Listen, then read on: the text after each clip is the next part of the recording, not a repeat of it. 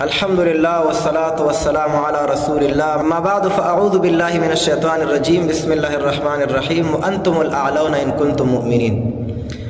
عزتمندو علماء کرامو د مسلمان امت د زوال ډیر اسباب او لاملونه او سببونه ذکر کړي دي او د باره کې علماو کتابونه لیکلي. خو نن زه تاسو ته د مسلمان د زوال یو سبب درته وایم.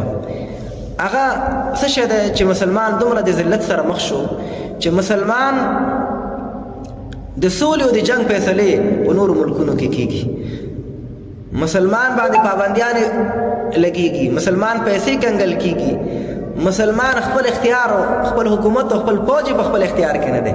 دا دومره ولې ذلیل شو مسلمان، حالانکه الله فرمایلی دی وانتم الاعلون ان کنتم مؤمنین. ډیر سببونه دي خو نن درته یو سبب وایم، هغه دا دی چې کله په مدرسه کې او په مکتب کې نقصان پیدا شو. مدرسه کې څنګه نقصان پیدا شو؟ مدرسې والا خلکو دین او اسلام یوازې هم دومره وګڼلو چې زه به مدرسه ووایم، چېرته جماعت کې به امام شمه، مولا به شم، چېرته مدرسه کې به مدرس شمه. دنه پورته غټه نظریه والا سړی به هغه و چې زه مفتی شمه، خلکو ته فتوا ورکوم، خطیب شمه، بیان کوم.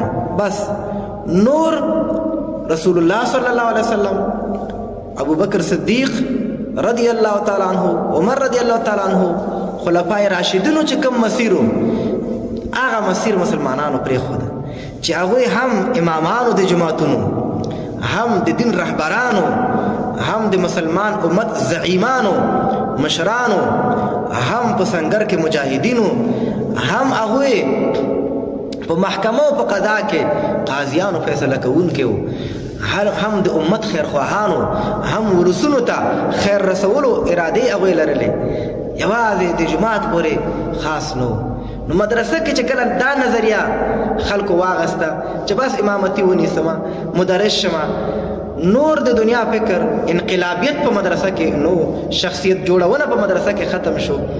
او د مدرسه کې د مدرسې عالم غټ فکر چې نظام به راولم، حکومت به راولم، اسلام به حاکم کوم، اسلامی خلافت به راولم، اسلامی نظام به راولم.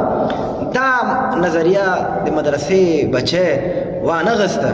نو هغه وخت نه د امت د زوال سلسله شروع شو. مکتب کې څه چل وشو؟ دین د مکتب نه وویستلی شو، روحانیت د مکتب نه وویستلی شو. الف الله په ځای الف انار شو، بی بابا قرآن شریف په ځای باندې بل شی شو، تی توره په توره جهاد کوو په ځای تی توت شو.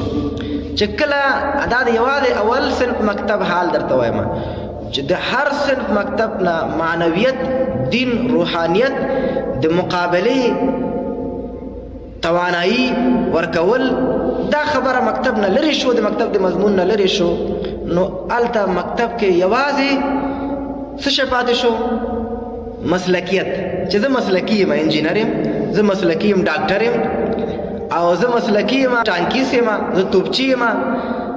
مسلکیت چې کله منځ ته راغی، دین ختم شو. نو د مکتب بچی هغه بیا د هر چا عسکرۍ ته تیار شو. چې کله کمونیزم راته، مکتب بچی ورته ویلی چې زه خو ټانکیس یم، پخوا د هغه بل حکومت دپاره مې کار کوم، نن تا دپاره کار کوم، ځکه ایمان غم ورسره نو، د ایمان فکر ورسره نو. همدارنګې انجینر ویلی چې پخوا مې د بل چا دپاره کار کوم، جماعتونه او مدرسې مې جوړولې، اوس به ستا دپاره سینماګانې جوړوم، د سینماګانې نقشې به درته اچوم. همدغه رنګې ډاکټر ونیسه.